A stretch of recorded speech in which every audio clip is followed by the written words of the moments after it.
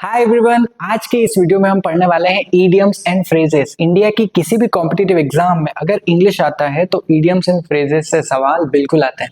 और आज के इस वीडियो में हम वो सारे सवाल देखने वाले हैं जो 2025 की सारी कॉम्पिटिटिव एग्जाम्स में जिसमें इडियम्स एंड फ्रेजेस आए हैं, वो सारे इंपॉर्टेंट इडियम्स एंड फ्रेजेस आज के इस वीडियो में हम देखने वाले हैं और समझने वाले हैं, और आपको एक ही बार में ये सारे इडियम्स एंड फ्रेजेस रट जाएंगे। ठीक है, तो वीडियो के एंड तक बने रहे, बिल्कुल सारे इडियम्स एंड फ्रेजेस को बिल्कुल फटाफट मस्ती से अपन सीखने वाले। चलते हैं आगे।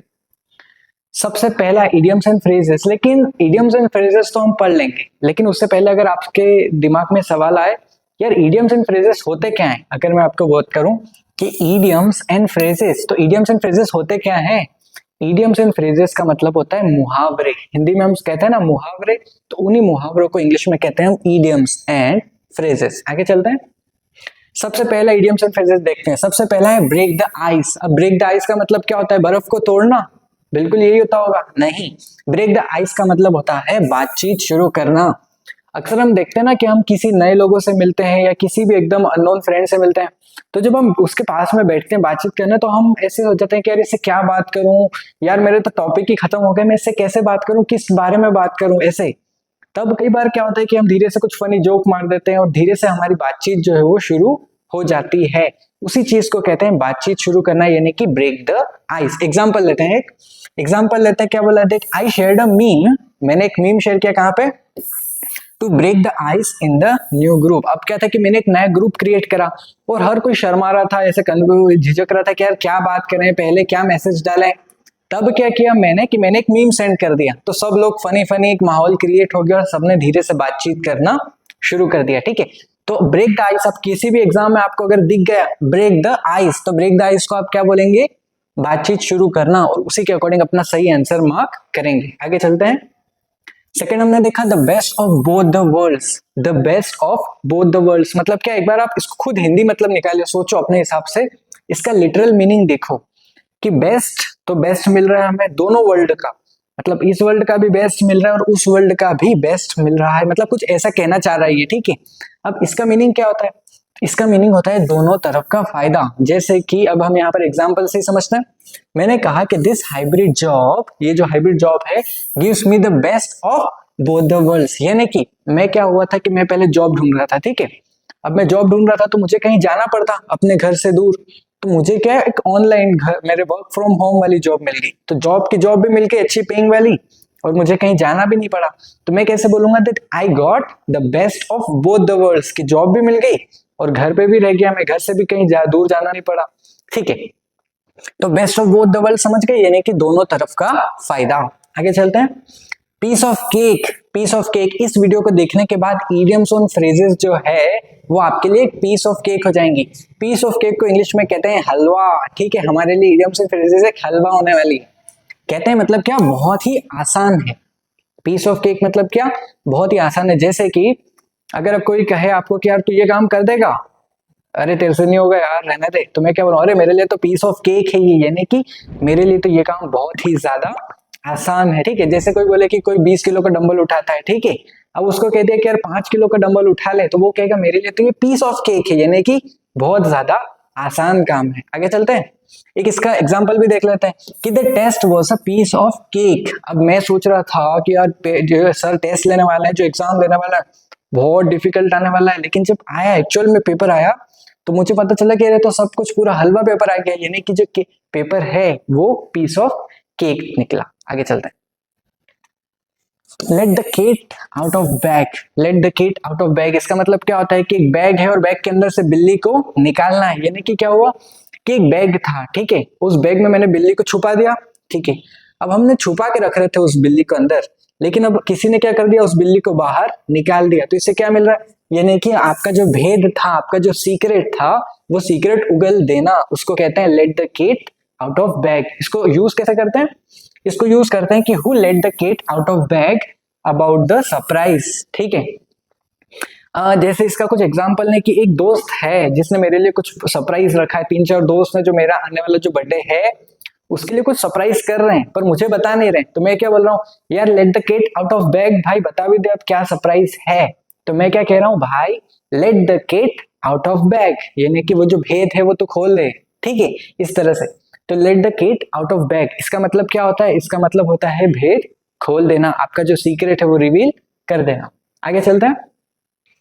That ship has sailed, बड़ी that ship has sailed, मतलब क्या? अगर यहाँ पर आपको कुछ भी नहीं लिखा है, ये हिंदी भी नहीं लिखा है, इंग्लिश कुछ भी नहीं लिखा है, बस उतना ही लिखा है, तो भी समझ में आ रहा है ना कि that ship मतलब वो शिप जो है वो sailed पास फॉर्म में, यानी निकल चुकी है। आपकी जो शिप थी वो निकल चुकी है, यानी कि आप लेट हो चुके हैं, कुछ इसी तरह से कुछ मीनिंग होने वाला है। इसका मीनिंग क्या है कि जो मौका है वो निकल चुका है, ठीक है। अब यहाँ पे क्या बोला कि too late to apologize that ship has sailed, ठीक है। अब क्या हुआ कि जैसे आपका कुछ कंपटीशन था या आपकी कुछ एग्जाम, एक कंपटीशन मान लेते हैं, ठीक है, और कंपटीशन में आपने सोचा उसका फॉर्म भरना था। अब आपने सोचा कि अभी तो बहुत दिन है भर देंगे, और एकदम से आपके दिमाग से वो बात निकल गई और जो फॉर्म भरने की डेट थी वो निकल चुकी। और जब आप भरने गए तो वहां पे क्या लिखा हुआ है? उन्होंने क्या कहा कि दैट शिप हैज सेल्ड, यानी कि आपका जो मौका है वो आप ऑलरेडी गवा चुके हैं, अब कोई चांस नहीं है, आप फॉर्म नहीं भर सकते, ठीक है। तो इसी तरह से हम कहते हैं कि यार आपका कुछ मौका निकल जाना, यानी कि आपको कुछ करने का टाइम था पर वो निकल चुका है, ठीक है। आगे चलते हैं। स्पिल द बीन्स, अभी जैसे हमने देखा था ना उससे रिलेटेड यहाँ पर स्पिल द बीन्स का मतलब भी होता है रास उगल देना। हमने देखा अभी जस्ट पहले, कौन सा देखा था? जल्दी कमेंट में बताइए कौन सा देखा था? Let the cat out of bag, तो ये वैसा ही है कुछ। इसमें क्या हुआ? Spill the beans, spill the beans का मतलब भी होता है रास उगल देना। ही स्पिल्ड द बीन्स, यानी कि उसने सारा रास उगल दिया। एग्जाम्पल देखते हैं। He spilled the beans about the merger, जैसे उसने क्या हुआ? मर्जर का मतलब क्या होता है? जब दो बड़ी बड़ी कंपनीज अलग अलग एक हो जाती हैं, जब मिल जाती हैं तो उन्हें मर्जर कहते हैं, ठीक है। जैसे अपन एग्जाम्पल देते हैं कि यार 4 बच्चे थे, ठीक है, और वो 4 बच्चे सर की पार्टी के लिए कुछ प्लान कर रहे थे कि सर का बर्थडे आने वाला है, हमारी गैंग है लेट्स से 4 दोस्तों की, ठीक है। अब सर के बर्थडे के लिए हम प्लान कर रहे थे और हमने कहा था कि सीक्रेट रखेंगे, सर को पता नहीं चलना चाहिए, सीक्रेट सरप्राइज देंगे। अब हमारी गैंग में से एक बंदे ने क्या हुआ, धीरे से इधर उधर से सर को बात बताई दी, ऐसे अनजाने में ही, पर उसके मुंह से निकल गई, तो हम क्या बोलेंगे कि he spilled the beans about the party, about the party, तो he spilled the beans about the party. आगे चलते हैं। ऑन माई रडार, अब ये तो बहुत धुरंधर बच्चों को सुनने में आता है, ठीक है। ऑन द रडार का मतलब क्या होता है कि आप मेरी प्राथमिकता में हैं, आप मेरे रडार पे हैं। जैसे कई बार क्या होता है बोर्ड एग्जाम्स में, स्कूल के एग्जाम्स में बच्चे जब चीटिंग करते हैं तो शुरू में तो वो सर को क्या पता होता है कौन चीटिंग कर सकता है, कौन पढ़ने वाला है, नहीं पढ़ने वाला है। पर जब सर एक बार पकड़ लेते हैं कि यार ये चीटिंग कर रहा था, तो सर कैसे हो जाते हैं, बेटे तू मेरे रडार पे है, यानी कि अब मेरा पूरा ध्यान तेरे ऊपर ही है, अब तू करेगा, तो सर कैसे पूरे फोकस हो जाते हैं, फिर अपनी आंख इधर उधर भी नहीं करते हैं, उस बच्चे पे ही रखते हैं। तो उस चीज को कैसे कहते हैं? उस चीज को कहते हैं ऑन माई रडार, कि अब तुम मेरे रडार पे हो बेटा। मतलब क्या है कि तुम अब मेरे फोकस, जो मेरा पूरा फोकस है वो तुम्हारे ऊपर ही है। एग्जाम्पल देखते हैं।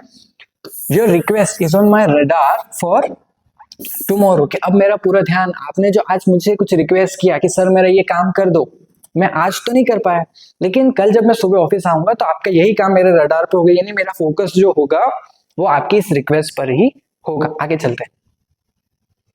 Under the weather, under the weather ऐसा इडियम्स एंड फ्रेज है जो मैं चाहता हूं कि आप सब यूज करें, ठीक है। अंडर द वेदर का मतलब क्या होता है? अंडर द वेदर का मतलब होता है अस्वस्थ महसूस करना, यानी बीमार होना, ठीक है। अगर मैं बोलूं कि मैं बीमार हूं, अगर आपको बोलना है कि सर मैं आज बीमार हूं, तो आप क्या बोलोगे? सर आई एम सिक, सिक मतलब बीमार होना। Sir I am not well, इस तरह से बोलोगे आप।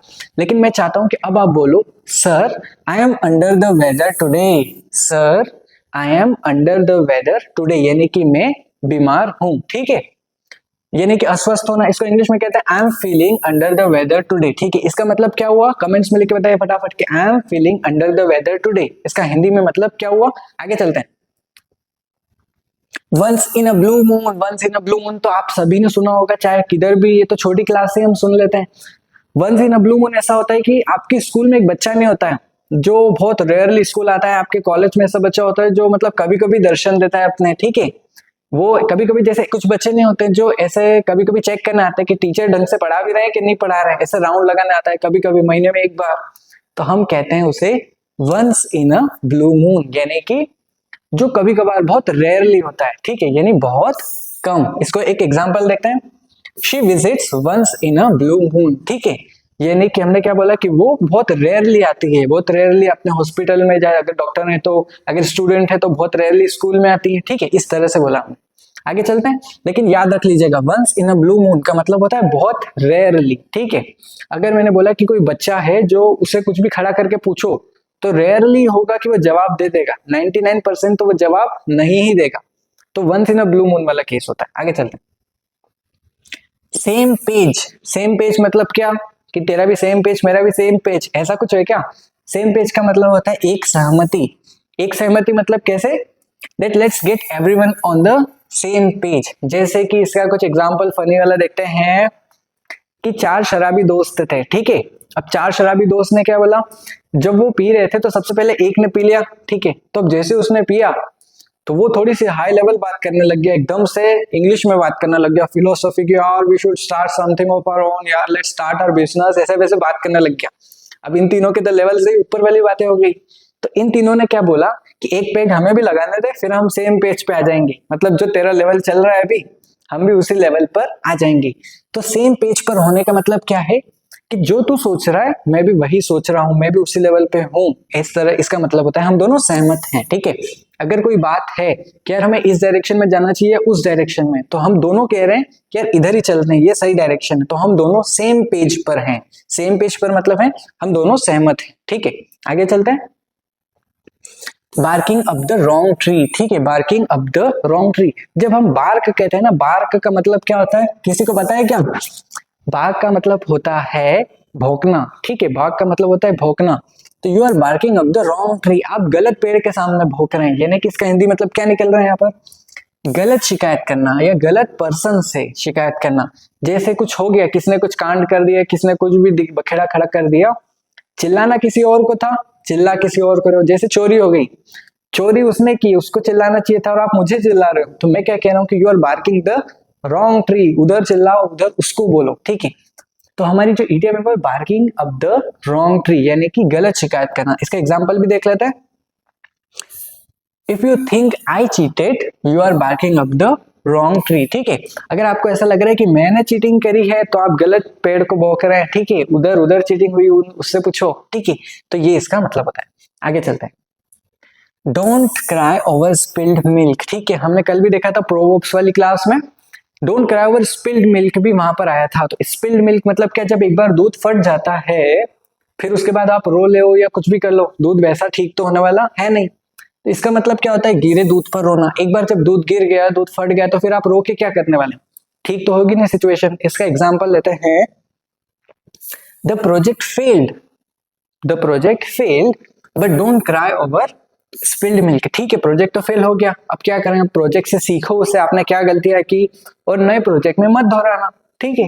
लेकिन अब रोने से क्या फायदा है, रोने से कुछ फायदा है क्या, कुछ ठीक तो होने वाला है नहीं। तो हम कहेंगे don't cry over spilled milk. आगे चलते, follow the heard, follow the heard तो आप लोगों ने बचपन से सुना होगा, हम कहते हैं कि यार भेड़ चाल चलना, भेड़ चाल चलना, भेड़ चाल चलना।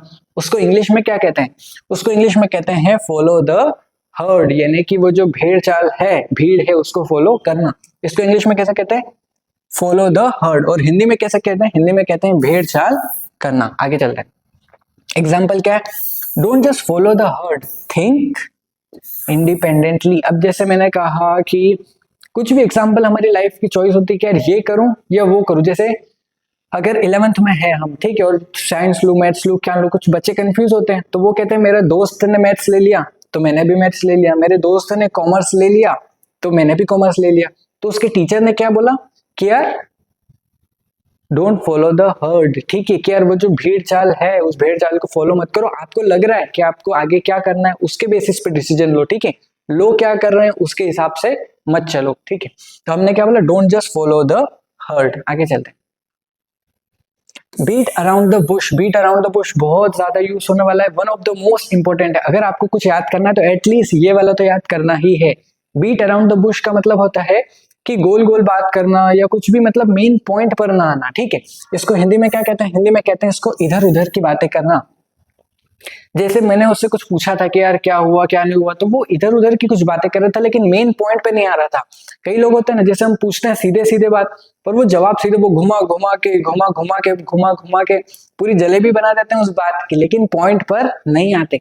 तो हम क्या कहेंगे उनको, उस लोग को, उस पर्सन को, कि don't beat around the bush. Don't, हम डोंट लगाएंगे, मना करेंगे उसको, है ना। बीट अराउंड द बुश मतलब इधर उधर की बात करना, and don't beat around the bush यानी उधर उधर की बात मत करो, ठीक है।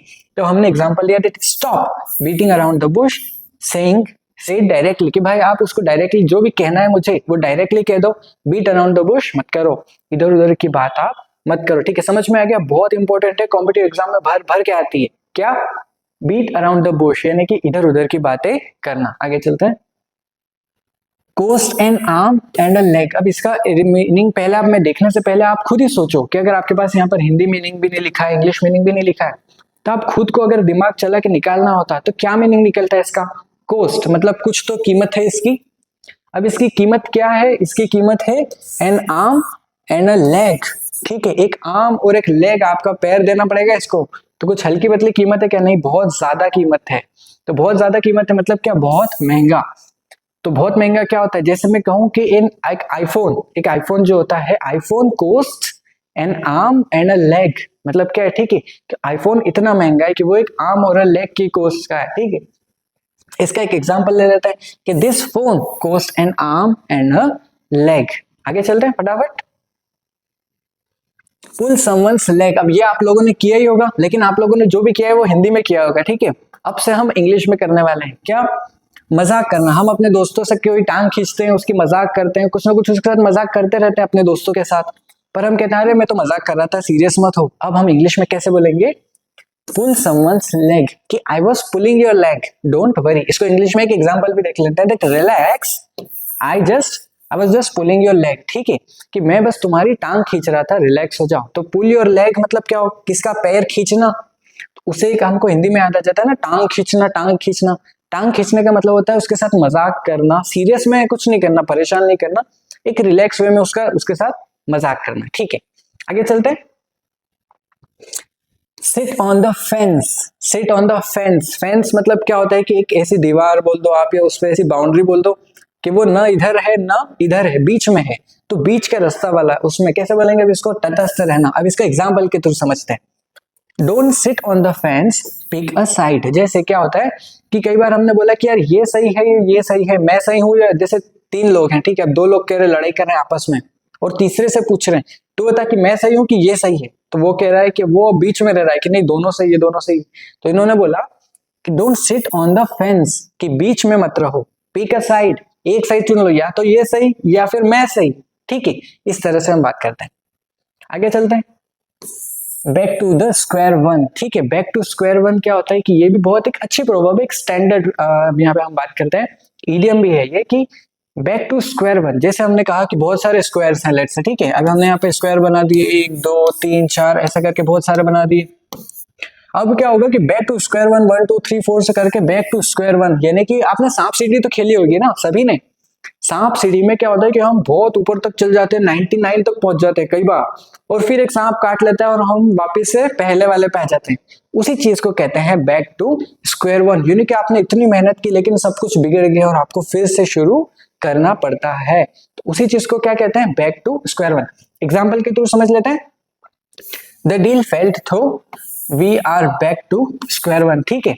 अब क्या हुआ कि यार हमें फिर से ही शुरू करना पड़ा, डील तो निपट गई, अब हमारे जो हमने सोचा था कि ये कर दूंगा वो कर दूंगा, वैसे वैसे कुछ भी नहीं हुआ, बैक टू स्क्वायर वन, यानी कि हमें सब कुछ फिर से शुरू करना पड़ेगा। आगे चलते हैं, अब ब्लेसिंग इन डिस्गाइज। अब ये भी एक ऐसी इडियम है जो मैं चाहता हूं कि आप सब याद करें, सब याद करें, कुछ भी याद ना करो। ये एक दो प्रोवर्ब जो मैंने बताई है, प्रोवर्ब और इडियम, जो कल की इस वीडियो में भी बताई थी, कुछ स्पेशल प्रोवर्ब्स, आज की वीडियो में भी ये कुछ खास इडियम्स हैं जो याद होनी ही चाहिए। एनी हाउ कॉम्पिटिटिव एग्जाम में भर भर के आती है। कौन सी वाली, ब्लेसिंग इन अ डिस्गाइज। अब इसका मीनिंग अपन निकालने की कोशिश करते हैं। ब्लेसिंग मतलब क्या होता है, आशीर्वाद, एक बूंद, ठीक है। और डिस्गाइज मतलब क्या, डिस्गाइज मतलब होता है परेशानी, तो ठीक है। अब परेशानी में भी एक आशीर्वाद के जैसे कुछ बन के है, मतलब कुछ तो अच्छा हो रहा है एक बुरी सिचुएशन में, ऐसा हमको इन्फर कर पा रहे हैं। अब इसको देखते हैं, छुपा हुआ वरदान, इसका हिंदी मीनिंग है। अब एग्जाम्पल के थ्रू समझते हैं, losing that job was a blessing in disguise. अब क्या हुआ कि मैं एक जॉब कर रहा था, ठीक है, और जॉब में मुझे किसी वजह से वो जॉब छोड़नी पड़ी, तो मैं उदास हो गया कि यार मुझे वो जॉब छोड़नी पड़ी, बहुत अच्छी जॉब थी। लेकिन थोड़े टाइम बाद पता चलता है कि उससे बहुत ज्यादा पैकेज वाली जॉब और बहुत ज्यादा अच्छी रेप्यूटेड कंपनी की जॉब मुझे मिल गई। तो मेरे लिए तो अच्छा ही हो गया ना। अगर वो जॉब नहीं छोड़ता तो ये वाली जॉब कभी भी नहीं मिलती। तो ये कैसा हो गया? ये हो गया ब्लेसिंग इन अ डिस्गाइज। क्या हो गया? It was like a blessing in a disguise for me. ठीक है, आगे चलते हैं। The early bird catches the worm. अब ये तो सभी ने सुना होगा, early bird early bird early bird early bird. Early bird का मतलब क्या होता है? सुबह जल्दी उठने वाला। और नाइट आउल मतलब जो रात तक जगने वाला। ठीक है, तो इसको क्या कहते हैं हम अर्ली बर्ड को? कि जल्दी उठने वालों का फायदा। Early bird catches the worm, यानी कि अगर आप जल्दी सुबह उठते हैं या फिर किसी काम में भी सबसे जल्दी पहुंचते हैं, जरूरी नहीं कि सुबह उठने से ही रिलेटेड है। मैंने कहा कि यहाँ पर कुछ चॉकलेट्स रखी हैं और आप सभी को बोला वहां पर 1 किलोमीटर दूर से रेस लगानी थी। जो पहले आएगा वो फटाफट बहुत सारी चॉकलेट्स ले लेगा। तो वो कैसा हो गया? दैट अर्ली बर्ड ने क्या करा? Catches the worm. ठीक है, कि जो पहले आएगा वो सबसे पहले वॉर्म को ले लेगा। आगे चलते हैं। Don't put all your eggs in one basket. अब ये तो आपने सुना ही होगा, शेयर मार्केट वाले अक्सर कहते रहते हैं, शेयर मार्केट वाले, ट्रेडिंग वाले, क्या don't put all your eggs in one basket. जैसे कई बार क्या होता है शेयर मार्केट में कि हम हमारा सारा पैसा जो होता है ना वो एक ही शेयर पे लगा दिया। अब अगर वो चल गया तो ठीक है, लेकिन अगर वो नहीं चला, डूब गया, तो मेरा सारा पैसा, मेरी सारी जिंदगी भर की कमाई क्या होती है? डूब जाती है। तो इसीलिए कहते हैं, क्या कहते हैं कि don't put all your eggs in one basket, यानी कि अपना जो पैसा है वो एक ही जगह मत लगाओ। थोड़ा सा शेयर्स में, थोड़ा सा गोल्ड में, सिल्वर में, से स्टॉक्स में, बॉन्ड्स में, और शेयर्स में भी थोड़ा अलग अलग शेयर्स में लगाओ पैसा, म्यूचुअल फंड जो हम कहते हैं। तो इसका मतलब ये है कि अपना सारा फोकस, अपना सारा पैसा, अपना सारा टाइम एक चीज पर नहीं लगाना चाहिए। आगे चलते हैं। अब क्या बोला इन्होंने? किल 2 बर्ड्स विथ 1 स्टोन। अब ये इसका मीनिंग तो आप ही बताओ मेरे को कि 2 बर्ड थे यहाँ पर, ठीक है, एक पत्थर मारा या एक एरो लगाया और उसे दोनों बर्ड निपट गए। तो इसका मतलब क्या होता है कि यार, इसका मतलब क्या है कि एक तीर लेकिन 2 निशाने। एक तीर यानी 2 निशान। और एग्जाम्पल के थ्रू समझते हैं। Cycling to work kills 2 birds in 1 stone. ठीक है, कि अगर मैं साइकिलिंग से जा रहा हूं, जैसे मैंने कहा सुबह सुबह कुछ भी हम काम करते हैं, मैंने एक काम किया और उस काम से क्या हो गया कि 2 फायदे हो गए। ठीक है, जैसे मैं ऑनलाइन जॉब वाला मैं बता रहा था कि घर से यहाँ पर जो वर्क फ्रॉम होम वाली जॉब मिल गई, तो उस वर्क फ्रॉम होम वाली जॉब मिलने से क्या हुआ कि मुझे अच्छी पेइंग, हाई पेइंग जॉब भी मिल गई और मुझे अपना घर भी छोड़कर जाना नहीं पड़ा। मुझे मेरा सारा काम घर से ही हो जाता है। तो वो वैसे ही हो गया ना कि किल 2 बर्ड्स विथ 1 स्टोन, मेरे 2 काम एक ही चीज से हो गए। ठीक है, आगे चलते हैं। अब हमने देखा कि बाइट द बुलेट। अब इसका मतलब क्या होगा? बाइट द बुलेट मतलब सोचो, जैसे बुलेट होती है, जो बुलेट है वो कितनी स्ट्रांग होती है। अब जब मैं बुलेट को बाइट कर रहा हूं तो बहुत ज्यादा मुश्किल हो रहा होगा। उसी का कुछ ऐसा है कि दर्द सहना, मतलब एक हार्डेस्ट काम जो है वो मुझे सहना पड़ेगा, एक प्रॉब्लम को सहना पड़ेगा। कैसे? I had to bite the bullet and pay the fine. ठीक है, अब क्या हुआ कि एक काम था, जब हम क्या कर रहे थे कि पहले से लेट हो रहे थे और फिर हमको रास्ते में पुलिस ने भी पकड़ लिया, तो वो जो प्रोजेक्ट था हमारा बहुत इंपॉर्टेंट, वो भी निपट गया और इधर भी फाइन भी करना पड़ा। तो इस तरह से मतलब ये हुआ कि कोई भी कठिन काम, आपको एक प्रॉब्लम को फेस करना होता है। ठीक है, तो उस चीज को कैसे कहते हैं कि बाइट द बुलेट। ठीक है, वो चीज आपके लिए एक्सेप्ट करना बहुत ज्यादा मुश्किल था, लेकिन फिर भी आपको कोई चीज एक्सेप्ट करनी पड़ती है। तो वो क्या हुआ कि आई बाइट द बुलेट, यानी मैंने जैसे तैसे करके वो चीज सहन कर लिया, वो जो दर्द था, वो जो फीलिंग थी, उसको सहन कर लिया। आगे चलते हैं। Elephant in the room. अब एलिफेंट इन द रूम एक ऐसी इडियम है जो आपने बहुत सारे सेलिब्रिटीज वगैरह से सुनी ही होगी। कैसी? कि एलिफेंट इन द रूम, यानी कि एक ऐसी प्रॉब्लम जिसको वो सबको पता है लेकिन फिर भी उसके बारे में कोई बात करना नहीं चाहता। ठीक है, जैसे कोई है, एक पर्सन है, मोटा है, ठीक है, अब मोटा तो है वो, लेकिन सबको पता है कि वो मोटा है और डांस कंपटीशन है और एक मोटा दोस्त है। अब सबको डांस करना, सबको पता है कि वो मोटे पर्सन से डांस तो होने वाला है नहीं, सबको ये बात पता है, लेकिन कोई भी वो बात निकाल नहीं रहा है। ठीक है, ठीक है, अब जैसे उसने पूछ लिया, एग्जांपल देता हूँ, तो मोटे ने पूछ लिया कि यार मैं क्यों अच्छे से नाच नहीं पाता हूँ। अब सबके मुंह से निकलने ही वाला है कि यार तू मोटा है इस वजह से, लेकिन कोई भी वो बात निकाल नहीं रहा है। सबको पता है लेकिन कोई भी वो बात बोल नहीं रहा है। ठीक है, तो एक अनदेखी समस्या, ठीक है, एक ऐसी समस्या जो सबके पास, सबको पता है लेकिन कोई भी उसकी बात नहीं कर रहा है। जैसे एग्जांपल लेते हैं, his anger issues are elephant in the room. ठीक है, उसका जो एंगर इश्यू है सबको पता है कि बहुत ज्यादा गुस्सैल है, उसके साथ रहना, उसके साथ 5 मिनट रहना भी कितना मुश्किल है। हर थोड़ी थोड़ी बात पे और छोटी छोटी बात पे वो चिड़चिड़ करने लग जाता है। तो his anger issues are elephant in the room, यानी कि सबको उसके गुस्से के बारे में पता है। ठीक है, आगे चलते हैं।